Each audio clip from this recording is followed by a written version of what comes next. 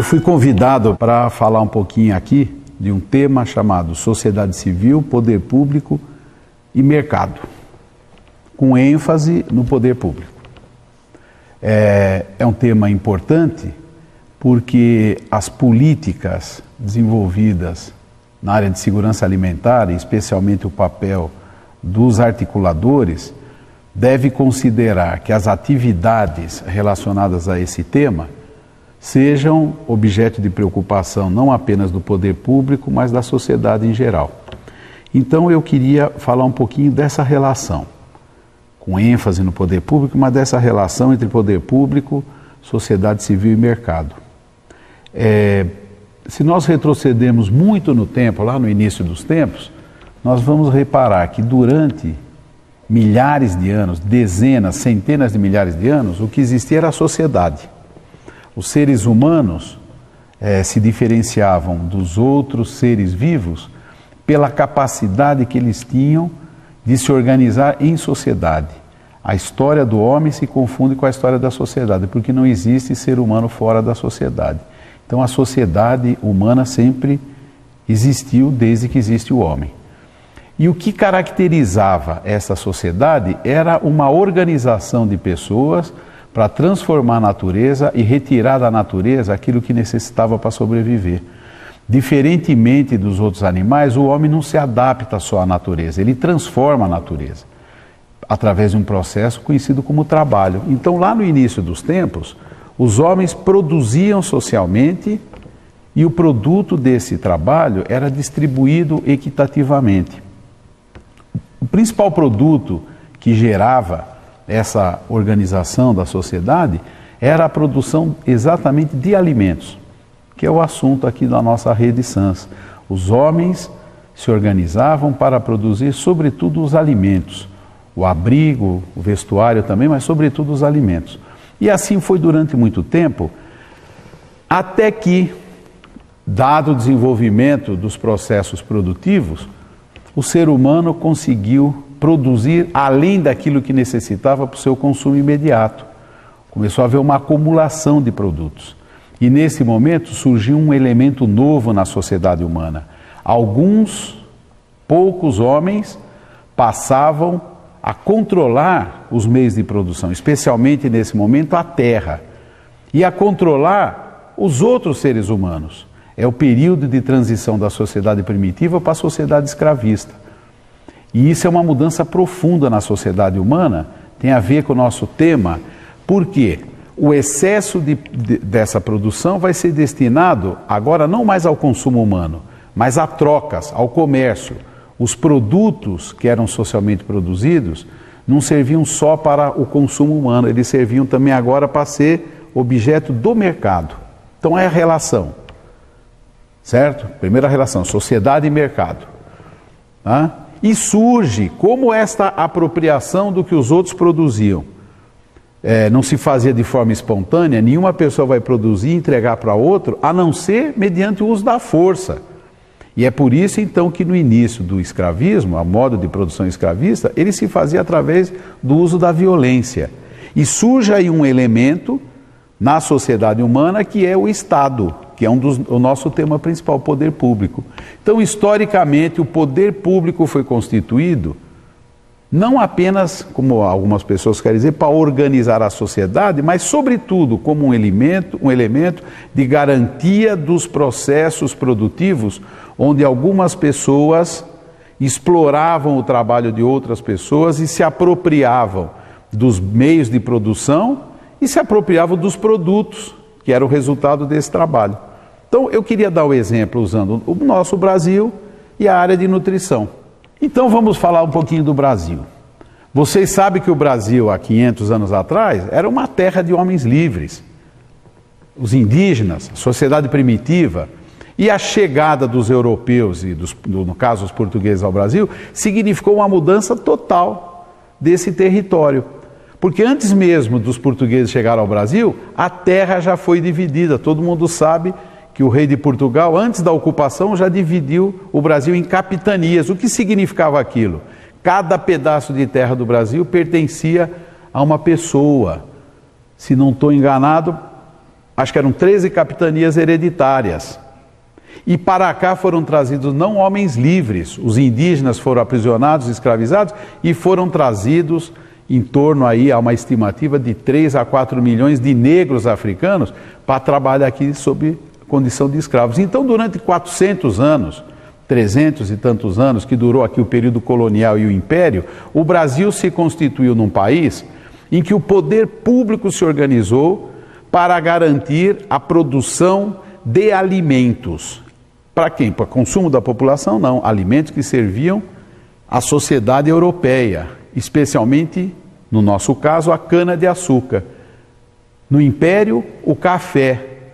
Na Primeira República, o café. Então, o nosso país é um exemplo vivo dessa relação mercado, Estado e sociedade civil, onde a sociedade civil, os cidadãos, as pessoas não tinham seus direitos de cidadania, na sua grande maioria, e trabalhavam na condição de homens escravizados.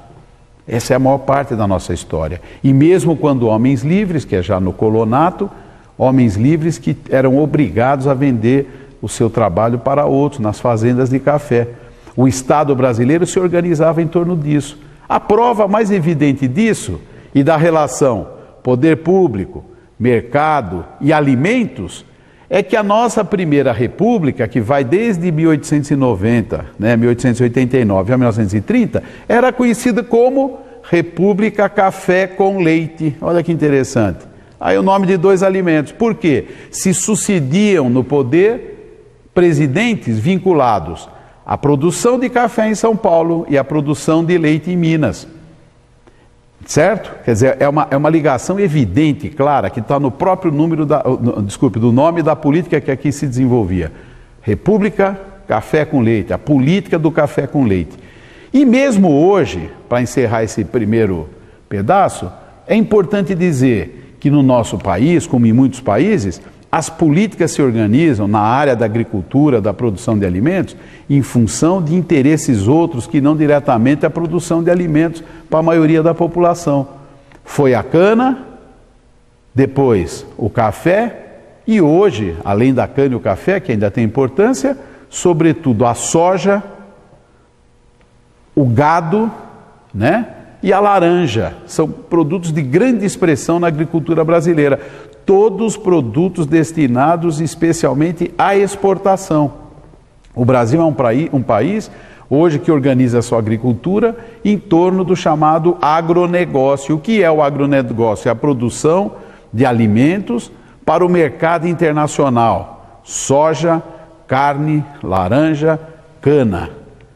E essa produção tem uma representação no poder.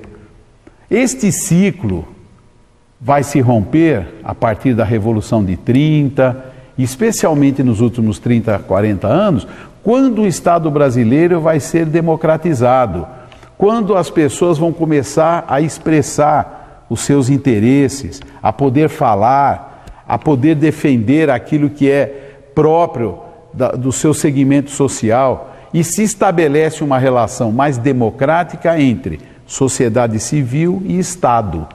O Estado passa a ter que interagir com a sociedade civil. E um exemplo disso é a chamada política de segurança alimentar. A produção de alimentos, ela vai ter outros determinantes. No nosso caso brasileiro, vai se discutir por que um país tão imenso precisa dedicar a maior parte, a quase totalidade do seu território, as melhores terras, à produção de soja, a produção de gado para exportação, de laranja, quanto tantas pessoas necessitam daquele arroz com feijão do dia a dia, certo? Dos hortifruti, de uma alimentação mais saudável. E é nesse momento, nesse questionamento do caráter do Estado, quase absolutista que nós tivemos aqui por mais de 450 anos, que surgem essas iniciativas de interação entre poder público, mercado e sociedade civil, onde o império do mercado deixa de ser absoluto, como foi na colônia, como foi na época da Primeira República, e onde a sociedade civil pode interagir, então, com o Estado, né? Esse é o momento em que passa a se discutir a construção de políticas públicas mais voltadas para o interesse social, em que a sociedade organizada, a sociedade civil interagem com os agentes públicos, e as políticas públicas não são mais apenas as políticas de Estado. São políticas públicas, mas elas devem ser o resultado de uma interação entre sociedade civil organizada e poder público. E a Rede Sans é um exemplo disso, porque ali se efetiva uma política de segurança alimentar conduzida, pelo menos é o que se deseja, de uma forma mais harmônica, certo? Complementar, em parceria entre poder público e Estado. As políticas públicas, então, vão ser resultado de uma interação entre Estado e sociedade civil. E para isso, para que funcionem, a sociedade civil tem que se empoderar. Ela tem que, as pessoas que trabalham, os articuladores da Rede Sans, mas a população em geral, tem que ter o quê? O conhecimento técnico. Isso não pode ser monopólio do Estado, monopólio dos técnicos. O conhecimento das realidades locais. Nós não podemos trabalhar na área de segurança alimentar com fórmulas prontas. Segurança alimentar é isso, é aquilo. Não, cada realidade local expressa uma correlação de interesses, de forças que deve ser considerada, de peculiaridades. Então, se nós pudéssemos dar algumas tarefas para as pessoas que militam nessa área, os articuladores, é ter um profundo conhecimento técnico, né? Profundo, que eu digo, não precisa fazer nenhuma universidade, mas conhecer o assunto tecnicamente. Não é só uma expressão de vontade.